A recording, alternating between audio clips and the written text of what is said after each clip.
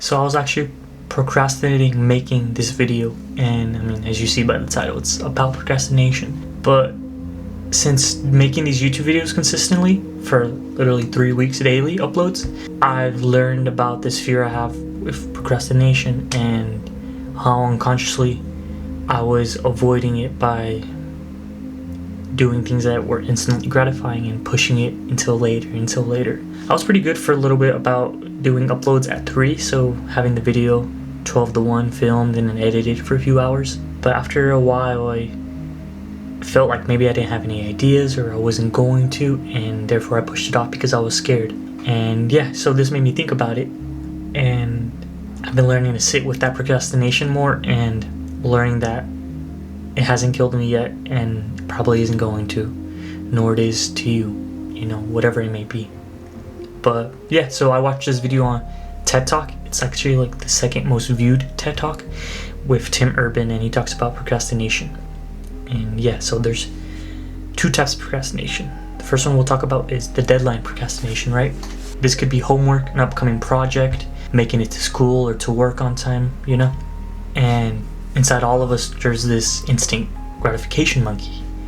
And this instant gratification monkey wants to do the fun thing now, not later, Play now and play later, basically. The thing about these deadline procrastinations is once that deadline gets close, the panic monster shows up. And once that panic monster shows up, the instant gratification monkey scurries off and you're able to focus. Usually you're able to get the homework or the project or what have you done, unless there's like a deeper problem, right?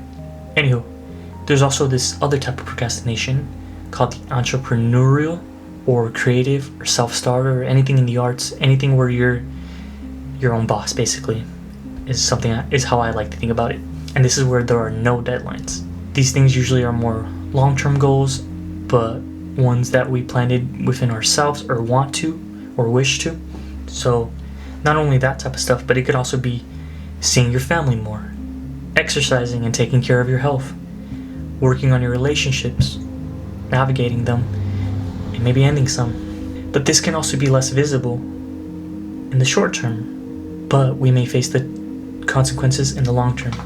And yeah, so from watching that video, Urban basically explains to just be aware of the instant gratification monkey, because once you realize it's there, you can learn that it's just a monkey.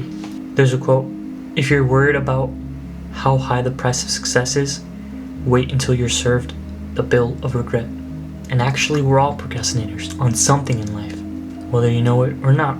I'm 22, and on average, that means I have 2,500 to 3,000 weeks left in my life. And that should remind you of how finite Earth is. There's actually like posters you can get where you can mark each week off until like your demise, and it's kind of dark and grim, but it can also be a reflection point or a perspective starter, right? Oh wow, this puts it into perspective. I gotta get my shit together. Usually, right? And look, the struggle is built into life. It's not a bug, it's a feature. So to contrast that a bit, we should also not take life so seriously, right? In 3 generations, no one will even remember your name. But that shouldn't scare you. That should give you liberation. Life is inherently ridiculous. And yeah, just to speak more on my thoughts off the rip, I think a lot of us face fear of judgment, of what others may say about us. It takes a high agency person, a courageous one.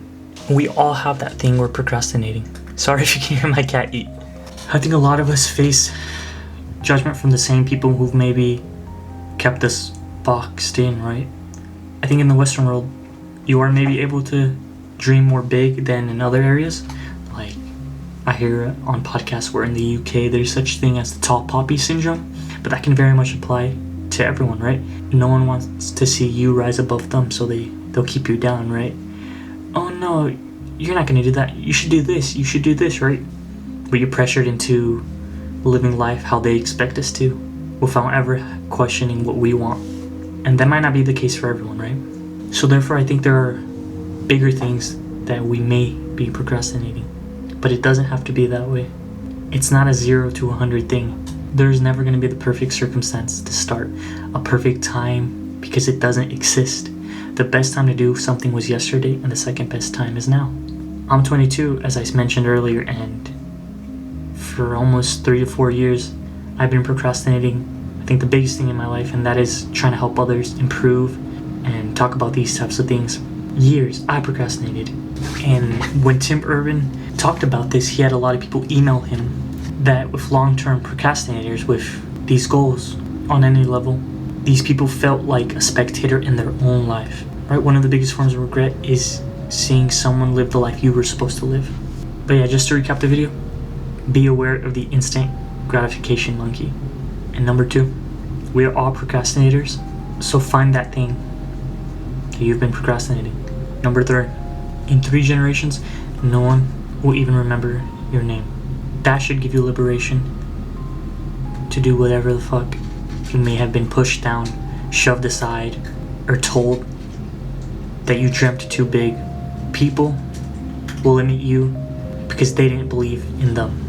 And maybe you were victimized through someone telling you your dreams were too big, or you tell yourself a story that you're not good enough. But why not you? These things will slowly turn into these unconscious things that you will procrastinate maybe forever in your life. But why not you? Yeah, sorry if that went off the rails a little bit, but we are all procrastinators. There's no perfect circumstance, because the perfect circumstance is just starting. I've learned that despite this fear I have for where my next idea is going to come from or what have you, this procrastination is just a feeling, and feelings aren't forever. I get an idea finally, an inkling of idea, I start writing or recording. As I'm recording, more of the things will pop up, or as I'm writing, more of the thoughts will flow. And this is regardless of if you're making videos or not. This can be applied to a lot of things. So stop with the self-limiting beliefs. If someone told you you weren't good enough or your dreams were too big, those things may now be dormant in you, but they don't have to be. Remember that quote I said earlier? If you think the price of success is too high, wait until you served the bill of regret. And when I talk about this, it may pop up in your mind. Listen to that, right?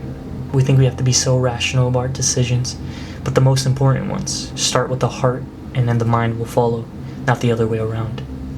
So listen to it. But yeah, this is reversing local entropy. Fuck the instant gratification monkey, but low-key be indifferent to it so it doesn't control you, right? Because he who angers you controls you. Let's go. Procrastination is a part of life, but we won't let it control us no longer. Peace.